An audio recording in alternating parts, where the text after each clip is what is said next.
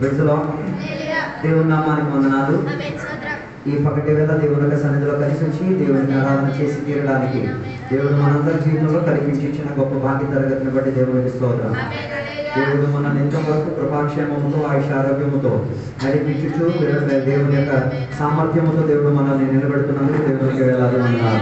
ఈ పగటి వేళ దేవుని యొక్క వాక్య భాగంలోకి మనం చదువుతాం. దేవుని యొక్క వాక్య భాగం దాని 7వ అధ్యాయం దాని 6వ వచనాన్ని ఒకసారి మనం చదువుకుందాం. 7వ అధ్యాయం 6వ వచనం.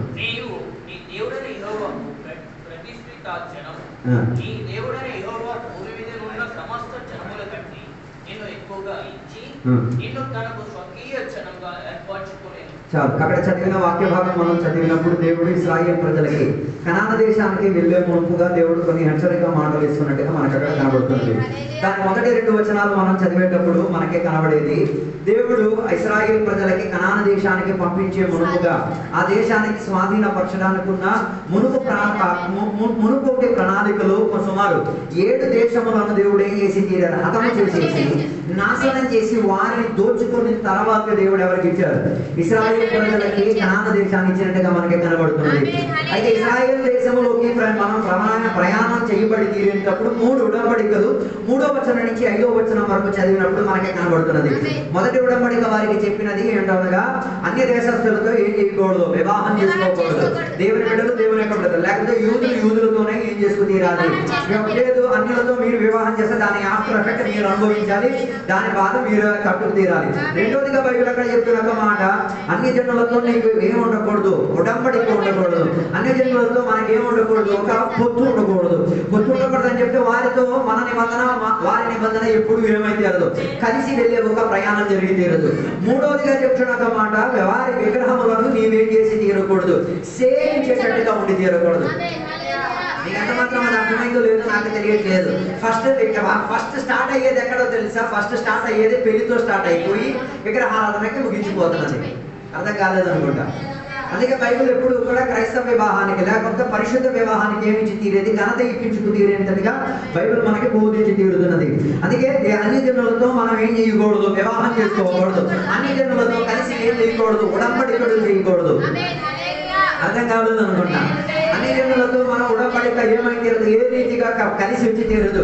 మూడోదిగా బైబిల్ చెప్తున్నది, అన్ని జనులతో మనం ఉడంబడిక చేయడం వలన, అన్ని జనులతో మనం ఏకమైపోవడం వలన, అన్ని జనులతో ఒక మనసులోకి వచ్చి తీరడం వలన ఏం జరిగి తీరేది, అన్యారాధనకు బానిసలుగా మారి తీరేది. అందుకే కదా చాలా మంది దేవుని బిడ్డలు కూడా అన్ని ఆరాధనలోకి ఏమైపోయారు, మెల్లిగా ఆసక్తి చెంది బయలుదేరి తీరారు. అందుకే బైబిల్ చెప్తున్న మాట, అన్ని ఆరాధనకి ఏం చేయకూడదు, పాల భాగస్వామ్యం వహించుకు తీరకూడదు. తర్వాత మనం 6వ వచనం చదివినప్పుడు దేవుడు ఇశ్రాయేలు ప్రజలని ప్రత్యేక పరీక్షణ భావాత్మ విషయం గురించి చెప్పబడినట్టుగా మనకి కనబడుతున్నది. ఆ కనాన దేశంలో ప్రవేశించిన తర్వాత దేవుని యొక్క ప్రజలకు ఇచ్చిన వాగ్దానం యొక్క నెరవేరింపు జరిగేదే 12వ వచనం నుంచి 24వ వచనం వరకు చదివినప్పుడు మనకి కనబడిన మాట.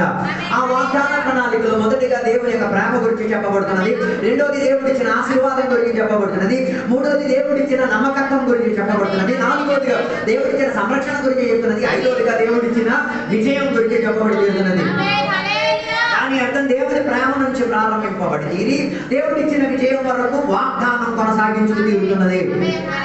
దేవుని యొక్క ప్రేమ ముందుకు తీరాలంటే ఏం చేయాలి, దేవుని యొక్క ఉడంబడికను అనుసరించి తీరాలి. దేవుని యొక్క ఆశీర్వాదం కావాలంటే దేవుడు చెప్పిన మాటలో ఉండి తీరాలి. దేవుడు ఇచ్చిన నమ్మకత్వంలో మనం కూడా నమ్మకస్తులై ఉండి తీరాలి. కాలేదు, దేవుడు నీకు ఆయుష్ ఇచ్చారా, ఆయుష్లో నమ్మకస్తుడై ఉండి తీరాలి. Be faithful with your age. అర్థం కాలేదు. దేవుడు నీకు 60 సంవత్సరాల ఆయుష్ ఇస్తే 60 సంవత్సరాల ఆయుష్లో ఏమన్నా నమ్మకత్వం తీరాలి. కొందరు ఏం కాదు, వారికి ఇచ్చిన వయసులో నమ్మకస్తులు గారు. అందుకే కొందరు ఏంటంటే తెలుసా, చేయాల్సిన 420 పనులు అన్ని చేసేసిన తర్వాత ఇంకా దిక్కు ఉండదు, పనులు ఉండదు, గోలు ఉండదు, చేతులు గోలాడో ఏముండదు, గొప్ప పేదలు గొప్ప ఆరాధన. అర్థం కాలేదు అనుకుంటా. ఆరోగ్యం ఉన్నప్పుడు బయలుదేరాలి, ఆరోగ్యం ఉన్నప్పుడు దేవుని కొరకు, ముసిరితనం కొరకు వెయిట్ చేయడం కాదు. ఇది రిటైర్మెంట్ లో చేసుకున్న తీర్థయాత్ర కాదు.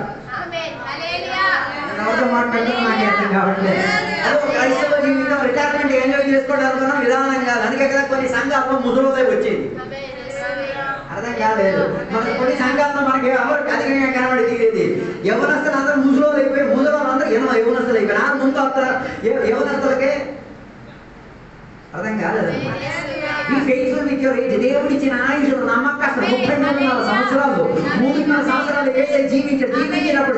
సెల్ఫిష్గా జీవించడం కాదు, జీవించినప్పుడు మంచి సాక్ష్యం కలిగి తీరినట్టుగా.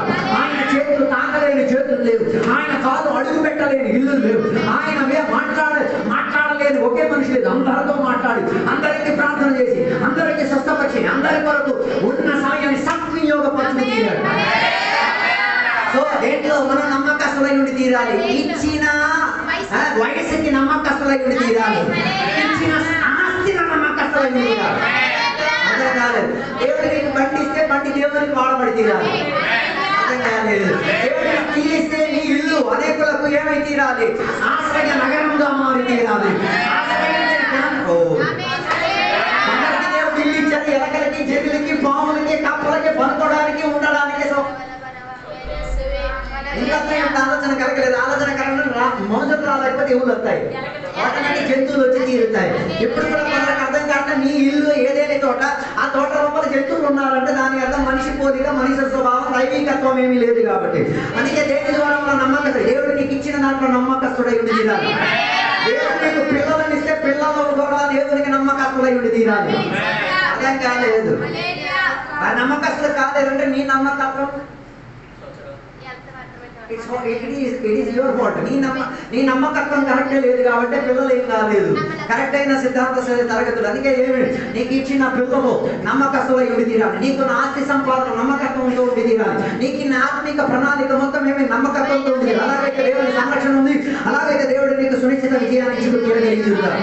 ఇక 25, 26 వచనాలు చెప్పినప్పుడు అన్యారాధనకి చెందిన ఆ ఆరాధన విధానం ఎక్కడికి రాకూడదు. నీ ఆరాధన లోపలికి రాకూడదు, నీ ఇంటి లోపలికి రాకూడదు, నీ ప్రార్థన లోపలికి రాకూడదు, నీకున్న ఆత్మీక సిద్ధాంతం లోపలికి ఏమి రాకూడదు. అన్యారాధన ప్రభావం రాకూడదు. చదివేటప్పుడు దేవుడు అక్కడ 4 మాటలు చెప్తున్నారు. ఒకటి, పరిశుద్ధత కలిగి ఉండి తీరాలి. రెండోది, ఎన్నిక పొందిన వారిగా ఉండి తీరాలి. మూడోది, దేవుడు నీకు సంపాదగా నదిగా మార్చుకున్న. నాలుగోది, నువ్వు సాక్ష్యం కలిగేటట్టు ఉండి తీరాలి. పరిశుద్ధత కలిగి ఉండి. పరిశుద్ధత అని చెప్తే బైబిల్ చెప్తున్న మాట, దానికి ఎబ్రాయో భాషలో చెప్పిన మాట కాదోష్ అని చెప్పబడుతున్నది. కాదోష్ అన్న పదానికి అర్థం ప్రత్యేక పని కొరకు వేర్పరచబడి తీరడం, లేకపోతే శుద్ధిపరచబడి తీరడం, లేకపోతే పరిశుద్ధపరిచి తీరడం, లేకపోతే దానిని క్లీన్ చేసి తీరడం అని చెప్పి తీరొచ్చు. గ్రీక్ భాషలో దానిని హ్యాగియోస్ అని చెప్పి తీరుతారు. దాని యొక్క అర్థం ఏంటంటే దేవుని యొక్క పని నిమిత్తం దానిని అర్పించబడి తీరినది. Dedicated something for God. దేవుని కొరకు ఏమైతే వేర్పాటు చెంది తీరినది. అందుకే ఈ కాలంలో చాలా మందికి ఇది లేదు, ఏట్లేదు, పరిశుద్ధత లేదు. అర్థం కాలేదు. నేను పేడలో ఉన్న పురుగు అనుకుంటున్నాను కొంతమంది దేవుని పెట్టు. నేను పేడలో ఉన్న పురుగు కొన్న వ్యతిరేకత ఏంటి? ఆ పేడను రౌండ్ చేసి బాబు అది పడినప్పుడే రౌండ్ అయి పడింది. మళ్ళీ నువ్వు రౌండ్ చేసేసుకుని తీసుకెళ్లాల్సిన అవసరం లేదు. అర్థం కాలేదు అనుకుంటా. క్రైస్తవ జీవితం పేడ లోపల ఒదిగిపోయిన ఒక జీవితం కాదు. క్రైస్తవ జీవితం డెడికేటెడ్ అయిన జీవితం. ఒక పని కొరకు ఒక ఆయుష్ మొత్తం ఏం చేసేది? సెపరేట్ చేసేది. పరిశుద్ధత అని చెప్తే 4 రోజులు అరవై ఉపవాసం చెప్పేసి ఇది పరిశుద్ధత కాదు. పరిశుద్ధత అంటే ఏ రోజు నువ్వు తీర్మానం చేస్తున్నావు ఏమని? పాపం విడిచిపెట్టి యేసుని నిజరక్షకునికి అంగీకరించిన ఆ రోజు నీ లైఫ్ స్టైల్, జీవిత విధానం మొత్తం ఎవరికి సమర్పణ అయి తీరింది. దాని అర్థం నువ్వు ఎవడుకున్న వాడివి. మరి దేవుడిని ప్యానం తీయాలన్నా, ప్యానం వేయాలన్నా ఆయన హక్కు ఉంది. దేవుడు నీకు లోకం ఇవ్వాలన్నా, ఇవ్వకుండా ఉండాలన్నా, స్వస్థత ఇవ్వాలనే మొత్తం కంట్రోల్ ఎవరి చేతిలో ఉంది? ఆయన స్వాధీనంలో ఉంది. బాగా నీకు కనెక్ట్ అవ్వాలంటే ఇంకా కొన్ని రోజుల పోతే ఒక పండుగ వస్తుంది. ఆ పండుగ వచ్చిన ఊరల్లా తిరిగేసి మేకలు కూడా దగ్గర చేస్తారు. ఆ మేకలు దగ్గర చేసి ఉన్న పసుపు తీసుకు గసుపు అన్ని రాసేసి ఇంటికాడ పెట్టేస్తారు. దానికి తెలుసు రేపో మొమ్మ నన్ను ఏం చేస్తారు. అర్థం కాలేదు. అంటే దాన్ని కొనుక్కున్నదే దేనికోసం? అర్థం కాలేదు. దానికి పసుపు రాసే దేనికోసం? నరకడానికి. దానిని తెచ్చిందే వధించిన తీరడానికి. అలాగే దాని ఒకే ఒక ఉద్దేశం, దాని రక్తం ఎవరికి అర్పణ తీరాలి? వారు సేవించిన దేవుళ్ళకు ఏమై తీరాలి? అర్చనగా, అర్పణగా, అంగీకరణగా దానిని ఏం చేసింది? అర్పించి తీరాలి. ఆ రక్తాన్ని అర్పించిన తర్వాత వారు ఏం తినేస్తున్నారు? ఆ శరీరాన్ని తినేస్తున్నారు. ఆ శరీరం తినడం వలన ఏమైతే వారి అర్పణకు, అర్చనకు అదేమైతే ఏకేమీ కలిగి తీరుతున్నది. అర్థం కాలేదు. పరిశుద్ధతకు ఒక ప్రత్యేకగా నువ్వు అర్థం చేసుకుని నువ్వు దేవుని కొరకు డెడికేటెడ్ అయిపోయావు. అందుకే కదా మన పిల్లలు జన్మించినప్పుడు శిశు ప్రతిష్ట అన్న ఒక ప్రక్రియ ఉంది. విన్నారు ఎప్పుడైనా? మీరు పొందలేదంటే మళ్ళీ మీరు జన్మించుకొని మీరు పొందుకోవడానికి ప్రయత్నం చేసుకోండి. లేకపోతే మీ పిల్లలకైనా అది రావడానికి ప్రయత్నం చేయండి. పిల్లలను తీసుకొచ్చి ఏం చేసి తీరుతారు? థ్యాంక్స్ గివింగ్ చెప్తారు. ఎవరికి కృతజ్ఞత? దేవా సంతానాన్ని మంచి ప్రసవం ఇచ్చి ఆయుష్ ఇచ్చి ఆరోగ్యం ఇచ్చి పంపించావు కదా దేవా, నీ కుమారుని ఎవరి చేతికి ఇచ్చి? నీ చేతికి. అదే పిల్లలకి ఏం చేయలేదు, డెడికేటెడ్ ఏం లేదు. అందుకే డెడికేట్ అవ్వాల్సిన చోట్ల డెడికేట్ అయ్యి ఉన్నాను. అందుకే రోజు వచ్చి ఫాస్ట్గా చెవు తినేస్తాం. మా బాబోయ్ మా అమ్మాయి డెడికేటెడ్ అయిపోయినారు. అక్కడి నుంచి ఎక్కడికి డెడికేటెడ్ అవ్వాలి? దేవుని దగ్గరికి, పరిశుద్ధత కొరకు డెడికేటెడ్ అయి తీరాలి. డెడికేషన్కి ఇంకొక మాట చెప్తారు, పాపము నుంచి నీవేమై ఉండి తీరాలి, లేదు చెప్పేటట్టుగా మారి తీరాలి.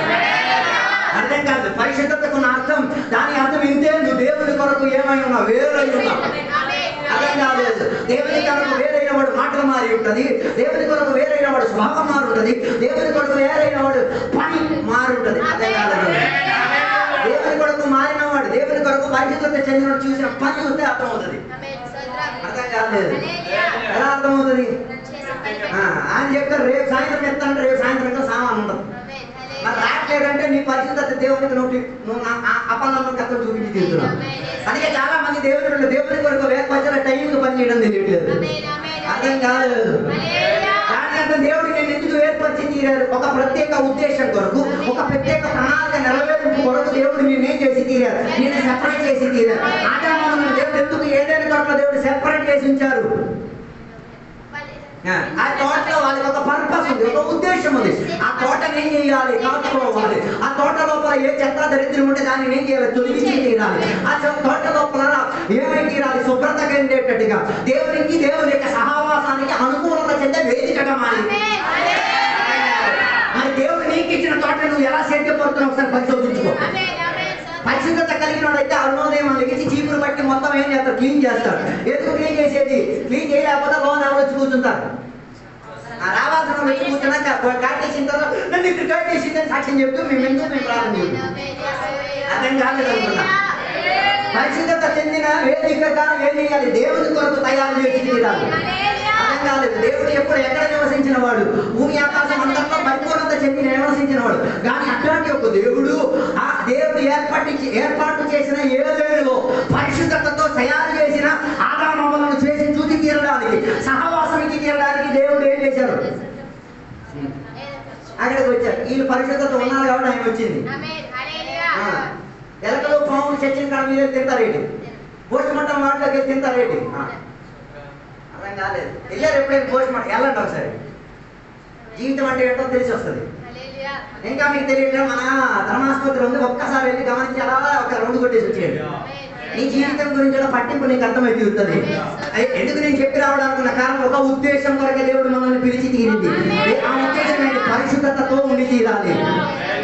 అందుకే అక్కడ యెషయా గ్రంథం 6వ అధ్యాయం 3వ వచనం, ప్రకటన గ్రంథం 4వ అధ్యాయం 8వ వచనాలు, ఈ 2 వచనాలు చదివినప్పుడు మనం చూడగలిగిన మాట, దేవుడు ఒక్కడే పరిశుద్ధుడు. God is only perfect. అర్థం కాలేదనుకుంటా. మీరు మిస్టర్ పర్ఫెక్ట్ అన్న సినిమాలు తెచ్చుకొని దాంతో సంబంధం నేను దాని గురించి మాట్లాడలేదు. నేను చెప్పొచ్చేది దేవుడు మాత్రమే ఏమైన వాడు, పరిశుద్ధత చెందిన. He is perfect in everything. అర్థం కాలేదు. పర్ఫెక్ట్ అంటే పూర్ణత చెందినవాడు. సకల విషయంలో ఆయనకి ఏముంది? పరిపూర్ణత ఉంది. మనం పర్ఫెక్టా? లేదు. మనల్ని పర్ఫెక్ట్ చేస్తున్నాం. నేను కిందకు వస్తాను, తర్వాత నీకు అర్థమవుతుంది. దాని అర్థం దేవుడు ఒక్కడే పరిశుద్ధుడు. అర్థం కాలేదు. అలాగైతే మన గురి ఏమై ఉండి తీరాలి? దేవుడిని చూసి పరిశుద్ధులై తీరాలి. దేవుడు పర్ఫెక్ట్ అయినట్టుగా మనం పర్ఫెక్ట్ అయి తీరాలి. దేవుడి యొక్క మాట పర్ఫెక్ట్ అయి తీరిన మన మనలో పర్ఫెక్ట్ అయి ఉండి తీరాలి. దేవుడి యొక్క జీవిత విధానం పర్ఫెక్ట్ అయినట్లా మన జీవిత విధానం కూడా పర్ఫెక్ట్ అయి ఉండి తీరాలి. అలాగైతే దేవుడి యొక్క పరిశుద్ధతలో ఏముంది? నిష్కలంకత ఉంది. దేవుడి యొక్క పరిశుద్ధతలో ఏముంది? సృష్టి అంతటికి ఆధారం చేసుకుని తీరడానికి ఒక మంచి గోల్ ఉంది. హల్లెలూయా. రెండోదిగా బైబిల్ చెప్తున్న మాట, లేవియాకాండం 11వ అధ్యాయం 44వ వచనం, మొదటి పేతురు 1వ అధ్యాయం 15, 16వ వచనాలు చదివితే, తన జనులను ఆయన పిలిచినది దేని కొరకు? పరిశుద్ధత కొరకు.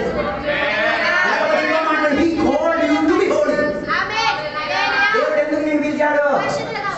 డొప్పు కొట్టడానికి కాదు, ఇక్కడ నాట్యం చేయడానికి దేవుడిని పిలిచింది. ఏమైతే తినడానికి? పరలోకంలో ఉన్నాడు, ఎక్కడ ఉన్నాడు?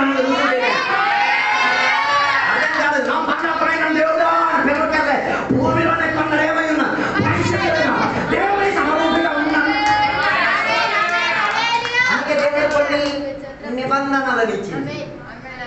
నిబంధన లోపల ఉండి తీరితే మనం ఏమవ్వచ్చు? అర్థం కాలేదు. అది అక్కడ రాయబడిన మాట మొదటి పేతురు 1:15 తన జనులను ఆయన ఏం చేసి తీరడానికి, పర్ఫెక్ట్ చేసి తీరడానికి, పరిశుద్ధులుగా చేసి తీరడానికి. కారణం ఏంటి? ఆయన పరిశుద్ధుడు కాబట్టి ఆయనలో ఉన్నోడు కూడా ఏమై తీరాలి. అర్థం కాలేదు. దాని అర్థం పరిశుద్ధత అంటే బాహ్య చూపించిన నాటక దర్శకేంద్రం కాదు. అర్థం కాలేదు. పరిశుద్ధత అంటే మనమేమో మంచి తెల్ల బట్టలు అలాగే వేసేసి గడ్డలు గిడ్డలు క్లీన్ చేసేసి హల్లెలూయా ప్రైజ్ లార్డ్ అని చెప్పి చేతులు ఎత్తడం కాదు. బాహ్యంలో ఉన్నదేది కాదు. అర్థం కాలేదు. హల్లెలూయా. ఉన్నానా లేరో నాతో కలిసి అందరూ ఆదివారం అయిపోయి తీరితే మెట్టలు బిట్టలు గిట్టలు మిట్టలు అన్ని తీసేస్తారు. ఓ రామో, అది కాదు పరిశుద్ధత. బయట చెప్పిన మాట ఆయన దేవుని పరిశోధించిన వాడు. దాని అర్థం నువ్వు ఆయన దగ్గరికి వచ్చినప్పుడు ఆయన స్కానింగ్ చేసే స్కానర్ మెషిన్ లో మొత్తం డీటెయిల్స్ మొత్తం కనబడుతుంది. నీ హృదయం లోపల ఉన్న దోస్తాయి ఏంటో, నువ్వు ఎంత మాత్రం పరిశుద్ధత చెంది ఉన్నావు, నువ్వు ఎంత మాత్రం క్లారిటీతో ఉన్నావు ఆయన స్కానింగ్ మెషిన్ లో కనబడుతుంది. దేవుని బిడ్డలకు ప్రత్యేకత ఏంటో తెలుసా? దేవుని దగ్గరికి వచ్చిన స్కానింగ్ మెషిన్ కాస్త చూసి మనకు అలాంటి స్కానింగ్ మెషిన్ చూడండి ఏం లేదు కదా. మనకి చదువు లేదని ఒక్క మొక్కలు తేలగొట్టేస్తాం. ఏమిటి? మేము టిప్పా పార్టీ, నువ్వు టిప్పా పార్టీ అయితే చూడు చూస్తాను. హృదయ మన్నిటి కన్నా ఏమైతే అలాగే హృదయాన్ని మార్చుకు తీరడానికి ఏసైపోయింది. మంచి ఉదాహరణ చెప్పినా పంది బతుకై ఉండేది. మనకి పేడ బతుకులో బతికేవాళ్ళం, బురద బతుకులో బతికేవాళ్ళం. అలాంటి ఒక పంది కొరకు ఒక మేక పిల్ల ఏమైతే వధింపబడితే ఈ పంది కోసం, ఈ గది పంది కోసం, ఈ ముఖ్య పంది కోసం, ఈ అదుక్కున్న పంది కోసం ఇంకొక గొర్రె పిల్ల ఏమైతే వధింపబడితే ఆ గొర్రె పిల్ల సంతోషం చేయండి. ఏ తప్పిదం చేయండి, ఏది అందులో లేదు. అది పరిశుభ్రంగా చదివే ప్రణాళికలో నడిచింది. అది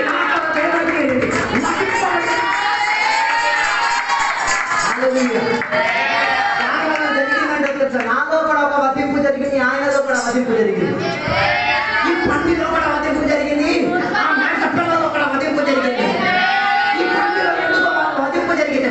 ఏం మారాలి? హృదయం కోసం. స్కానింగ్ మెషిన్ చూసాడు, ఏం పోలే, కాయగుండు పోలే, గుండెకాయ పోలే. ఈయన ఏం చేసేసారు? ఆ వెంట్రుకలు యాట్రీ అల్లులే ఇవన్నీ కోసేసి తీసేసి దాంట్లోకి నాటి దానికి తీసేసి, ఓ ఆయన పరిశుద్ధత ఎంత గొప్పదో చూడండి. ఇప్పుడున్న వాతావరణంలో పందిని మేకను చూడండి ఒకేలా ఉన్నట్టు అనిపిస్తుంది. అర్థం కాలేదు. అదో నువ్వు పరిశుద్ధత అయిపోయడానికి కూడా కారణం ఏంటంటే మార్పు చెందిన హృదయం లోపలకు వచ్చింది, పంది మారింది కాబట్టి. నువ్వు పంది కాదంటే నువ్వు అదే చెప్పదు, మౌనంగా కూర్చో, నీ పన్ను చేసుకో, నువ్వు పంది అయితే దేవునికి సొంతం చెప్పేసి పంది మళ్ళీ దేవుని మార్పింపబడిన పంది దేవుని మోసకి దేవుని గణపతికి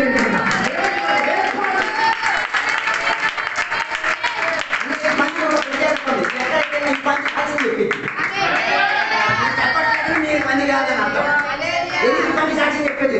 నా కొరకు ఒక మేక పిల్ల ఏమైతే వధింపబడితే ఆయన వధింపబడితే నా చూడే మారింది, నా ఆలోచన మారింది, నా నాయక మారింది, నా చింత యావత్తు మారింది, నా సంపాదన మారింది, నా జీవిత ప్రణాళిక మొత్తం దేవుని కొరకు డెడికేట్.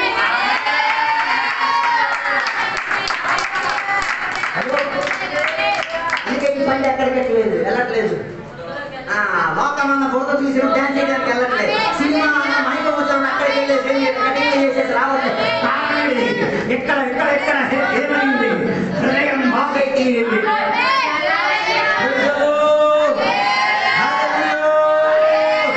అందుకే ఆయన మనల్ని ఏం చేసే దేవుడు? పరిశుద్ధ పరిచే దేవుడు. హల్లెలూయా. అందుకే పద దేవుడు మనతో మాట్లాడిన ఒక మాట 2 కొరింథీయులకు రాసిన పత్రిక 6వ అధ్యాయం 17వ వచనం చదివినప్పుడు మనం వేర్పాటు చెందిన వారు, we are separated from the world. లోకం నుంచి వేర్పాటు చెందిన వాళ్ళని, పాపము నుంచి వేర్పాటు పొందిన వాళ్ళని, విగ్రహారాధన నుంచి మనం ఏమైనా వి ఆర్ సెపరేటెడ్. సంఘానికి 7 సంఘాలు ఉన్నాయి. చెప్పగలుగుతారా? ఒకటి హల్లెలూయా కాదు, ప్రైజ్ లార్డ్ కాదు. ఒకటి మారు మనసు, 2 రాష్ట్రమ్మ అమ్మమ్మ పొలిటికల్ స్పీడ్ లో ఉన్నారు. ఒకటి మారు మనసు, 2 నీళ్ళలో మునిగి బాప్తిసం, 3 పరిశుద్ధాత్మ అభిషేకం, పరిశుద్ధాత్మ దాన్ని నిండు వాటితో అభిషేకం. 4 మనం చెయ్యండి. 4 వేర్పాటు, సెపరేట్. ఈ వంకరతనమైన జన్మ నుంచి నువ్వు వేడి తీరాలి, సెపరేట్ అయి తీరాలి. 5 సహవాసం. 6 రొట్టె విరుచుట. 7 ఇది మీ ఇంటికాడ రాసి ఈ 7 సంఘాలు విశ్వాసంలో ఉన్నాయి లేదా పరిశీలించిన తర్వాత ప్రేక్షకులు మహిమ అని చెప్పండి. మీ ఇంటికి ఎవరు పాస్టర్ గారు వచ్చినా 7 విశ్వాసం ఈ 7 కేటగిరీలో మనసు పొందావా, పొందినది నువ్వు ఇప్పుడు కూడా పొందుతున్నావా అని అడగండి. ఏమంటారు తొలుపులో 1995లో మా మామగారు నాకు వాక్యం చెప్పినప్పుడు మోర్ మనసు అంటే నేటికి రాలేదని అర్థం. అది ఫస్ట్ పాఠం చెప్పారు, వెళ్ళి మోర్ మనసు వాక్యం చెప్పినాడు మోర్ మనసు రాలేదా, వీళ్ళు వాక్యం చెప్పినాడు మోర్ మనసు రాలేదా. దాని అర్థం ఈ క్లారిటీ మొదటి స్టాండర్డ్ లో ఫెయిల్ అయిపోయావు. రెండో తడిగే మాట నేలలో మూయించబడి తీరి సమాధి కార్యక్రమం అయ్యిందా, క్రీస్తుని ధరించుకున్నావా, మంచి మన సాక్షి దొరికేది. బాప్తిసం పొందేటప్పుడు ఎవరిని ధరించుకుంటున్నాం?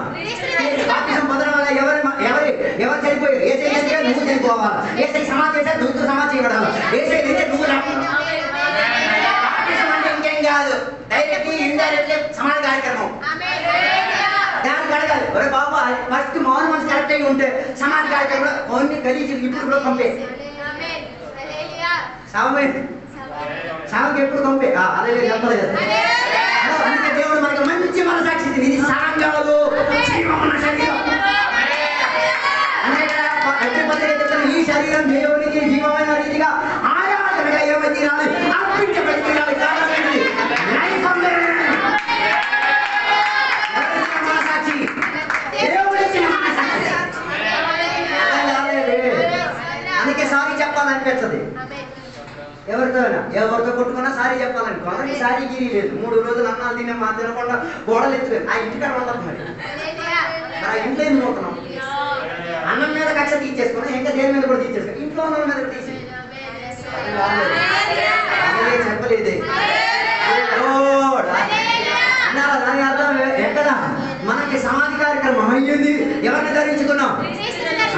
నడిచేటప్పుడు ఎవరు కనబడాలా? హల్లెలూయా. మనసాక్షి పొందాం. 3వది పరిశుద్ధాత్మ అభిషేకం, లేకపోతే పరిశుద్ధాత్మగా నిండుబాటు. మీరు పరిశుద్ధాత్మ పొందారు కానీ కేవలం అన్నివాస మాత్రమే. మనం వెంటనే ఎక్కడికి వెళ్ళాయో పొందుకో ప్రభావం అన్ని పొందుకో. ఒకటితో ఒదిగిపోవడం కాదు, అన్నిటి అందుకే వెళ్ళిన ఆత్మ గురించి ఏమై దానిగిన వాళ్ళకి అప్పుడు 3వది పరిశుద్ధాత్మ అభిషేకం. 4వది సెపరేషన్, పట్టుకోవాలి. ఎక్కడి నుంచి మారాలి?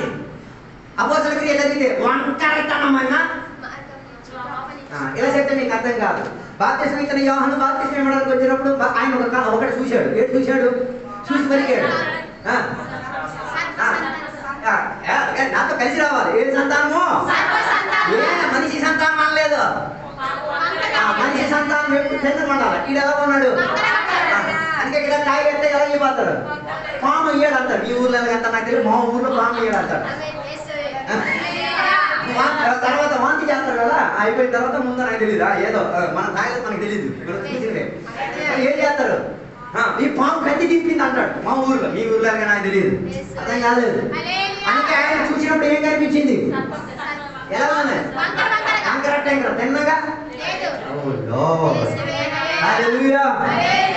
నాతో కలిసి దాని అర్థం ఈ వంకర లోకము నుంచి మనం ఏమై తీరాలి?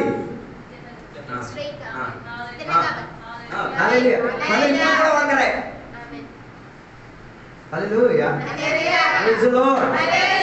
పాప విషయంలోకి వచ్చే ఆటోమేటిక్ వంకర టెంకర, విగ్రహాల విషయంలోకి వస్తే వంకర టెంకర, లోకాల విషయం గురించి వస్తే వంకర.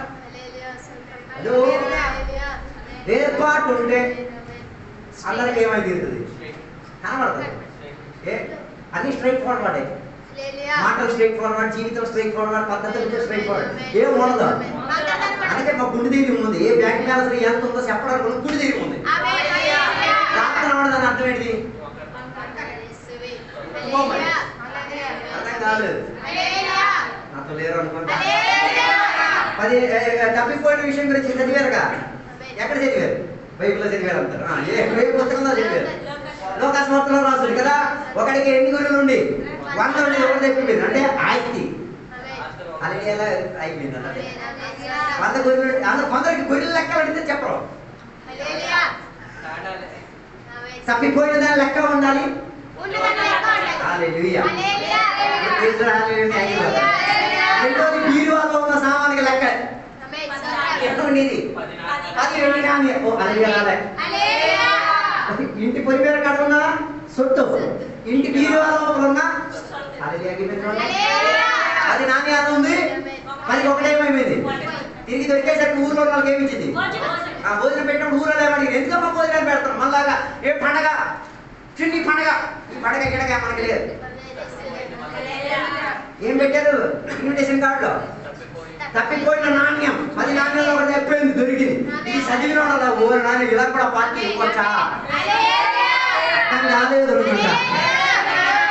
మారితే ఎక్కడైనా పార్టీ ఇచ్చుకోవచ్చు, మారలేకపోతేనే వంట తిండు. వాడదు కదా ఒంటారి పోరు, నేను అలా వాడలేదు. ఒంటారి తిండి, ఒంటారి తిరుగు, ఒంటారి జీవితం, ఒంటారి పాటు, ఒంటారి ప్రాణం, ఒంటారి నాశనం. అర్థం కాదేమో. హలో, మూడోదిగా ఎంతమంది కొడుకులు? 2 కొడుకులు. 2 కొడుకులు ఒకటే. ఇది ఎక్కడ ఉన్నది? ఇంటి లోపల ఉన్నది. మూడు కేటగిరీ వచ్చి ఇంటి బయట,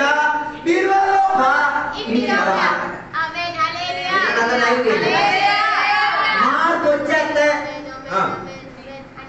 చిన్న చేతిలో 10,000 రూపాయలు ఉన్నాయి. నాకు తెలిసి 10,000 ఉన్నాయని నేను వెళ్ళి చిన్నగారి 10,000 చిన్నగారు లేదు రూపాయి కూడా చెప్పరు. ఏం చెప్తారు? అయ్యో 10,000 ఉంది ఇవ్వరు. ఇప్పుడు మీరు ఫీల్ అయితే ఫీల్ అయితే కొడితే చంటే చెప్పారు ఇవ్వరు. అర్థం కాలేదు. అందుకే చాలా మంది దేవుని బిడ్డ దగ్గర నో చెప్పడం తెలియట్లేదు. దాంట్లో మాత్రం ఇక్కడ ఉంది, దీని వల్ల డబ్బు ఉంది. ఏం చెప్పు చెప్పి వచ్చు కదా. అంటే ఆ కాసేపటికి కాస్త కోపం ఉంటుంది. వేర్పాటు ఉన్నోడికి కాసేపటి తర్వాత మళ్ళీ సారీరా నువ్వు తెలిసి నీకు అది ఏదో వేరే అవసరం కోసం ఉంటుంది, కానీ ఇప్పుడు నాకు ఇవ్వలేదు కదా, నో ప్రాబ్లం, మళ్ళీ మనం కలిసిపోవచ్చు. వేర్పాటు ఉన్నవాడు అన్ని విషయంలో స్ట్రైట్ ఫార్వర్డ్ గానే ఉంటాడు. ఆయనలో ధైర్యానికి ఈజ్ ఏ ఓపెన్ బుక్. ఎవరైనా దాన్ని తీయొచ్చు, చదవచ్చు. అస్సలు చదవలేము. ఒక పాట రోజు నువ్వు అక్కడ దగ్గర ఎంత పొచ్చ చేస్తున్నాయి బయట కానన్నట్ట కాదు, నువ్వు బయట ఏర్పాటు ఉన్నాడు. ఇట్లు చూసినా అట్లు చూసినా ఒకేలా ఉంటాడు. ఆయన మనసు కూడా ఒకేలా ఉంటుంది, ఆయన ఆహారం కూడా ఒకేలా ఉంటుంది, ఆయన పద్ధతులన్నీ ఒకే రీతిగా ఉంటుంది. లోకానికి దేవుని బిడ్డలు కూడా తేడా ఏంటో తెలుసా? లోకస్తులు ఎప్పుడు కూడా వారి వ్యక్తి విషయాల కోసమే ఆలోచించి తీరేది, వారి సాంప్రదాయాల గురించి ఆశపడి తీరేది. దేవుని బిడ్డలు అలా కాదు. నీ వేరు పడిన వారిని, ఒక రక్తంతో కనబడిన వారిని, ఒక ఇంటికి చేరాల్సిన వారిని, ఒకే దేవునికి సేవించిన వారిని, ఒకే వాగ్దానం మన వాగ్దానం, ఒకే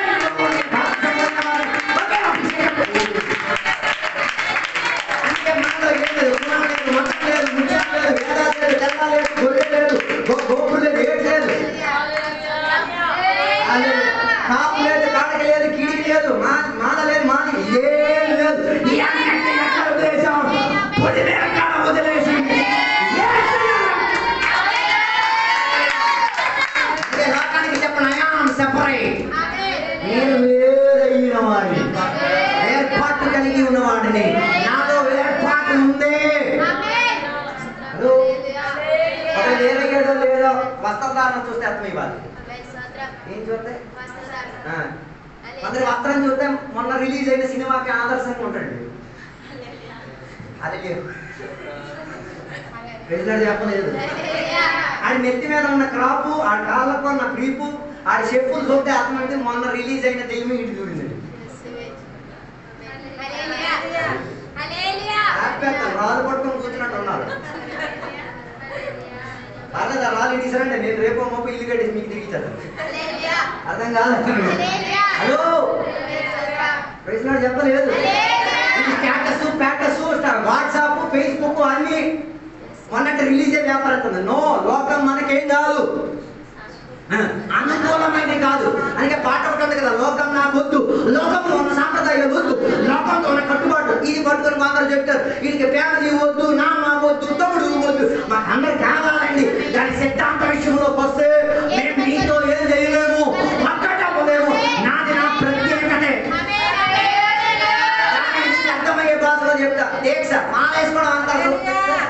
బాగా అర్థమైంది. ఆ మాల వేసేస్తే మీ భర్త ఎలా కొంటాడు ఇంటికాడ? మీ దగ్గరకు రాడు, మీ గడప దగ్గరకు రాడు, ఏం ముట్టడు. కారణం ఏంటి? ఆ ప్రత్యేక కాల తరగతి కొరకు ఆయన ఏం చేసుకున్నాడు? ఏదో ఆయన సేవ మీకు అర్థం అవడానికి చెప్పి పాటించమని నేను చెప్పట్లేదు. ఏం చేస్తున్నారు? కొంతకాలం కొరకు ఫ్యామిలీ కుటుంబం అన్ని చెప్పులు కూడా వేసుకోరు, స్నానం కూడా ఎంత త్వరగా చేస్తారు, మా కొడుకునేది కూడా ఎంతో పద్ధతిగా పడుకుని వేరుగా ఉండి తీరేది ఎందుకు? ఆ దీక్షలో ఉన్నారు కాబట్టి. ఎందులో ఉన్నారు? దీక్షలో ఉన్నారు కాబట్టి అక్కడ ఏం కూడా తినరు, మాంసం కూడా తినరు, చేపలు కూడా తినరు. ఆహారం ఇష్టం ఉంది, జీవితం ఇష్టం ఉంది, పద్ధతి కలిగిన సిద్ధాంతం ఇవన్నీ ఉన్నాయి. అలాగైతే క్రైస్తవుడు కూడా దీక్షలో ఉన్నాడు. ఎప్పుడు ఏ రోజు రక్షణ పొందావు ఆ రోజు నేను దీక్ష స్టార్ట్ అయింది. అన్ని చోట్లకి వెళ్ళి తినలేవు, అన్ని చోట్ల కలిసి ఉండలేవు, అందరితో హాయ్ బాయ్ చెప్పలేదు. అందుకే కదా కొందరు ఇల్లు సారీ థ్యాంక్ యూ బాయ్ అని చెప్పేసి వెళ్ళిపోతారు. దీక్షలో ఉన్నాను, దీక్షలో ఉన్నాను. దీక్షలో ఉంటే మీ మాలేది మీ చెప్తారు బాబు నా జీవితం పోతుంది చూడు. అప్పుడప్పుడు ఉపవాసం చేసేది దీక్ష కోసమే, అప్పుడప్పుడు దేవుడి దగ్గర ఏడ్చేది దీక్ష కోసమే, అప్పుడప్పుడు దేవుడి కొరకు జీవించేది దీక్ష కోసమే, అప్పుడప్పుడు జీవితం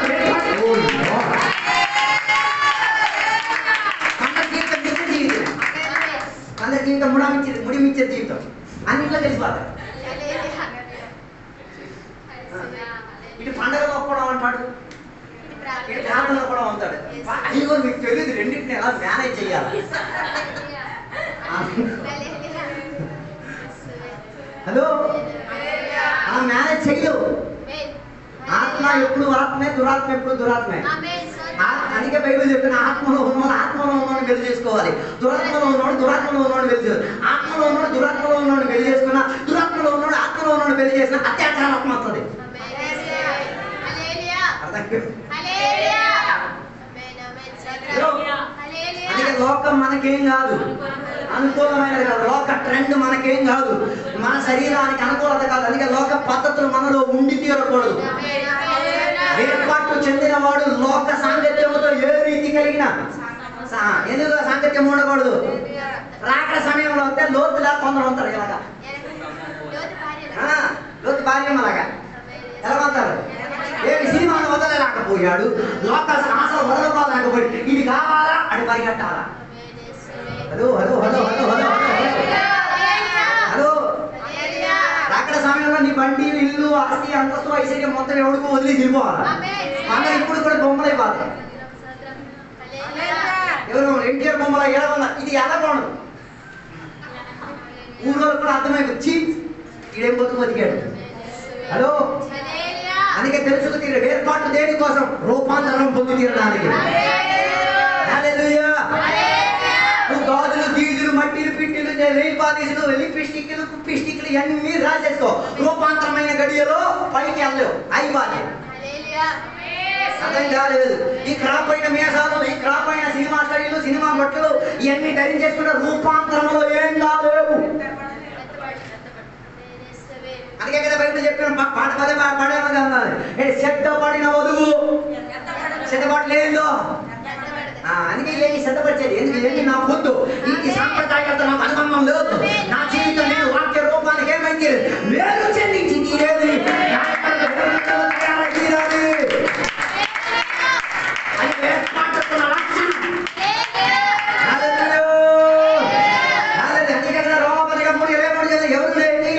పరిశుద్ధతను పొందుతూ తీరదు. కానీ దేవుడు అప్పగించాడు కాబట్టి మనం పరిశుద్ధతలుగా జీవించి తీరవచ్చు. యేసయ్యను విశ్వసించి తీరిన వలన మనం పరిశుద్ధులై తీరాం. దేవుడి యొక్క వాక్యాన్ని ఆశ్రయించడం వలన, పరిశుద్ధాత్మను ఆశ్రయించడం వలన, యేసయ్య రక్తాన్ని ఆశ్రయించడం వలన జరిగేదేంటో తెలుసా? అనుదిన జీవితంలో శుద్ధీకరణ జరిగి చూస్తుంది. 3 సబ్బులు ఏంటండి? 3 సబ్బులు. 1 యేసయ్య రక్తం సకల పాపంలో కడిగివేయును. 2 పరిశుద్ధాత్మ శక్తి నేను ఏం చేసేది నిందారహితముగా నిష్కలంక రీతిగా నేను ఉంచి తీరును. 3వది యేసయ్య నామం నిన్ను శుభ్రపరిచి. ఓ లార్డ్, ఈ 3 సబ్బులు ప్రతిరోజు వాడాలి. ఈరోజు స్నానం చేసేవాళ్ళు నాకు విషయమే కాదు, కానీ ఈరోజు పగటి వేళ లెగిచి యేసయ్య రక్తంతో నన్ను కడుగుదేవో, నీ ఆత్మశక్తితో నన్ను కడుగుదేవో, నీ వాక్యంతో నన్ను కడుగుదేవో, నేను కడగబడాలి. మీ అమ్మ మిమ్మల్ని ఎలా కడిగాడు? రుద్ది ఆవుని రుద్దినట్ట రుద్ది కడిగారుగా అలాంటి ఒక కడుగుబాటు కలిగి తీరితే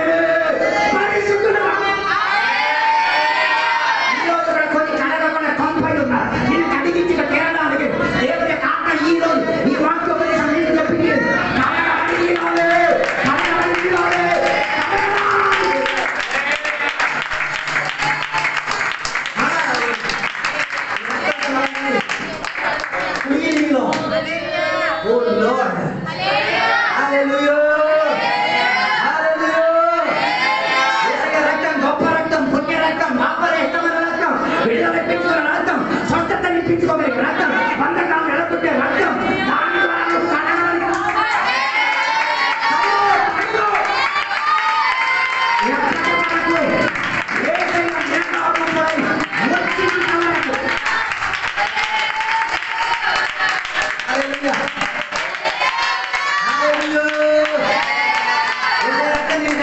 రెండోది పరిశుద్ధాత్మ శక్తి.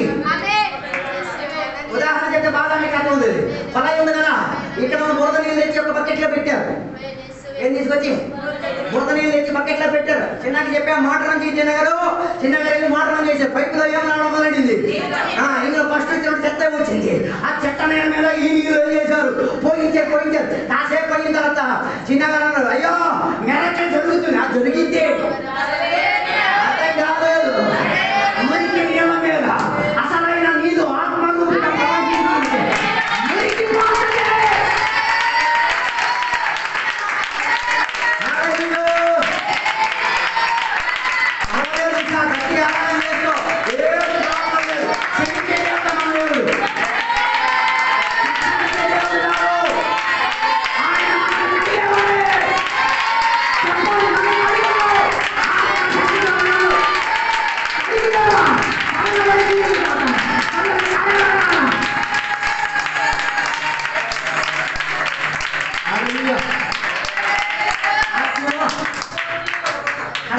కడగబడి తీరితే మళ్ళీ నిన్ను గుర్తించేది ఎలాగ నవ సృష్టిగా, కొత్త అర్థం కాలేదు. ఇవాళ న్యూ క్రియేషన్.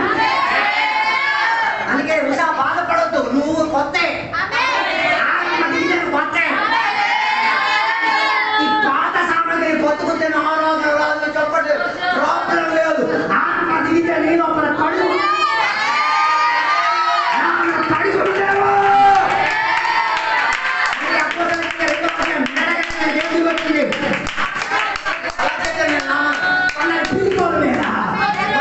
దేవుని వాక్య వ్యతిరేకంగా భయపడిన వాళ్ళ మీద, అర్థం కాలేదు, ధైర్యం లేని వాళ్ళ మీద, అట్లాంటి వాళ్ళ మీద ఏం దిగొచ్చింది. దిగొచ్చేసరికి ఊరు వాళ్ళు మంచి పేరు ఇచ్చారు. ఏమది పొద్దున్నే కళ్ళు తాగేశారు. నాయన కళ్ళు తాగారు. ఆత్మ కాదురా నాయన, దానికన్నా మించిన కిక్కున్న ఆత్మ.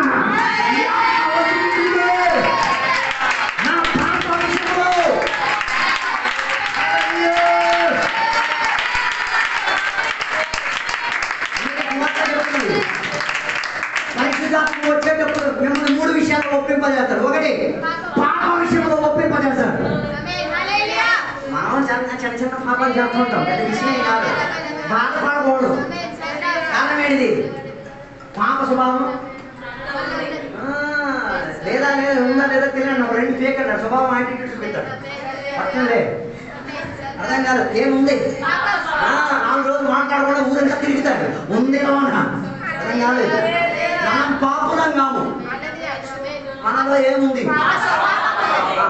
పాపులని చెప్పేసి మా పేరు దిగండి. పాప స్వభావం ఉందని చెప్పి, దేవా నాలో పాప స్వభావం ఉంది, నాకు పాప స్వభావానికి అలవాటైనమండి, కాస్త మార్పు ఉంది లేదా?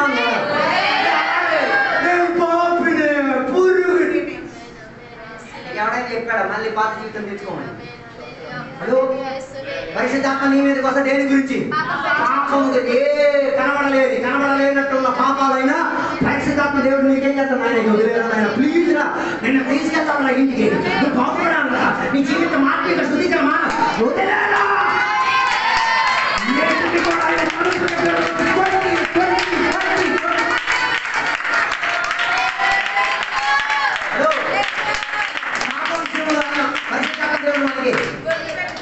రెండు ఇచ్చిపుచ్చు విషయం కూడా. ఏంటి ఇచ్చుకుంటారు, ఏం పుచ్చుకుంటారు? నీతిని గురించి. హలో, ఎలా నీతిమంతులుగా నిలబడి తీరాలా అన్న విషయం గురించి పరిశుద్ధాత్మ దేవుడు ఏం చేస్తాడు? మనకి బోధించి తీరుతాడు. మూడోది, మన మీద రాబోతున్న తీర్పు విషయం. పాపం. రెండోది, నీతియుక్తంగా నిలబడి తీరడానికి. మూడోది, హల్లెలూయా, హల్లెలూయా, హల్లెలూయా. ఆయన తీర్పు మామూలు తీర్పు అనుకుంటున్నారా? హలో, ఆయన తీర్పు మామూలు తీర్పు అనుకుంటున్నారా? బైబిల్ చెప్తున్న మాట, ఆయన తీర్పు వేసే వేళల్లో అందరూ ఎక్కడ నిలవాలి? గాలి మీద నిలబడాలి. పాట ఉంటుంది కదా, గోలు తేలినట్టుంది, ఆడికి తెలియదు. బైబిల్ చదవండి, గాలిలో తేలి ఎలా మంది నిలబడేది, నిలబడతారు. అర్థం కాలేదు. భూమికి ఎక్కడ నిలబడింది? గాలిలో నిలబడింది కదా. గాలిలో మీరు నిలబడండి అంటారు. నా బైబిల్ చెప్తున్న భూమిని దేవుడు పట్టుకొని ఉన్నాను. తన చేతి రేఖలో ఆయన ఏం చేస్తాం? భూమిని పట్టుకొని ఉన్నాడు. అందుకే భూమి ఇప్పుడు ఏమైంది? పాపంతో నీటి మత్తులుగా డ్యాన్స్ చేస్తుంది. అందుకే అక్కడ ఇక్కడ వరదలు, వాన, వర్షం ఎప్పుడైనా రావడం కాదు. పాపం మొత్తం మత్తెక్కి తీరేది. ఈ పగటి మత్తు నుంచి బయటకు తీర్పు నుంచి తప్పుకోగలిగింది. అందుకే బైబిల్ చెప్పేది, ఎవరి పేరు జీవ గ్రంథంలో రాయబడి ఉన్నదో వాళ్ళ తీర్పుకు లోతులు కాలేదు. మనకంట న్యాయ సింహాసనం ఉంది, క్రీస్తు న్యాయపీఠం ఉంది. అక్కడ నీకు నాకు న్యాయం దొరికింది. కారణం ఏంటో తెలుసా? మన కేసు వాదించి తీరడానికి యేసయ్య ఉన్నాడు కాబట్టి మన కేసు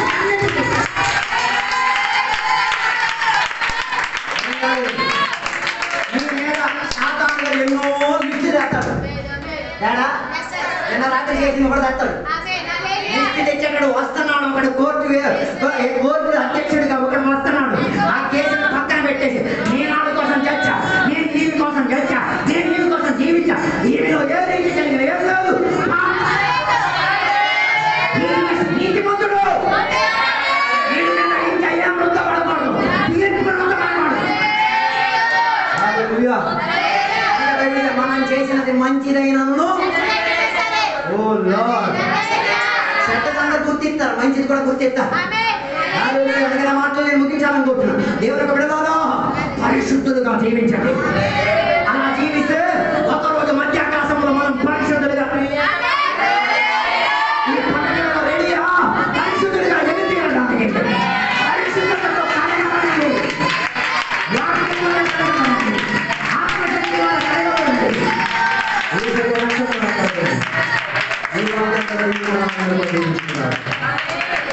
దేవునికి వందనాలు. ఈరోజు మన మధ్యలో దేవుని యొక్క సేవ